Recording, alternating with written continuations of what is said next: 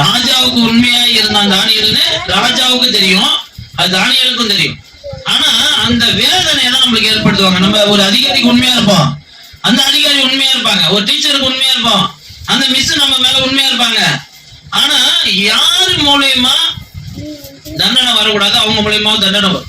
இப்ப நம்ம யாரும் நினைக்க கூடாது தப்பா, ராஜாவை நினைக்க கூடாது, அந்த மிஸ் நினைக்க கூடாது, அந்த அதிகாரிய நினைக்க கூடாது. நம்ம உண்மையான கர்த்தருடைய பிள்ளைகளா இருக்கிறதுனால பல பேர் மூலியமா பிசாசு எழுப்பி விட்டு அந்த திட்டங்கள் தீர்க்கப்பட்டு நம்ம வாழ்க்கைய அழிக்கக்கூடிய இடத்துக்கு வந்து நிற்கும். ஆனா நீங்க செய்ய வேண்டிய ஒரு பெரிய காரியம் என்னன்னா, அந்த இடத்துலதான் இயேசுவை நோக்கி பார்க்கணும். அல்லேலூயா. நீங்க பார்க்க வேண்டிய இடம் எதுன்னா, உங்க புலம்பலின் காரியத்தை அப்படியே நிறுத்திவிட்டு, அங்க என்னென்ன புலம்பல் வந்திருக்கும் தானியேலுக்கு, வேதனையோட உச்ச கட்டமே அதுதான். ஒரு சிங்கத்துக்குள்ள சிங்க கெவியில தூக்கி போறாங்கன்னா எவ்வளவு பெரிய வேதனை அது, அது கொஞ்சமாவது யோசிக்க முடியுமா?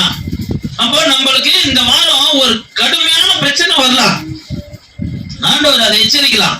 இந்த மாதம் ஃபுல்லா வரலாம், அது கடுமையான முறையில ஆண்டவர் என்ன செய்ய சொல்றாரு, கண்டிச்சு சொல்லுகிறார். உனக்கு இந்த மாசம் ஒரு மோசமான பிரச்சனை வரும், ஆனா அந்த மோசமான பிரச்சனையிலேயே நீ செய்கிற 3 வேளை ஜெபம் காக்கப்படும். உன்னுடைய 3 வேளை ஜெபத்தை நீ எப்பயுமே விடாம முழங்கால் படிட்டு நீ ஆலயத்தை நோக்கி கர்த்தரை நோக்கி நீ பார், இயேசுவை நோக்கி பார். உன் புலம்பலை ஆனந்த களிப்பாய் மாற செய்கிற தேவன் உன்னோடு இருக்கிறார். அல்லேலூயா.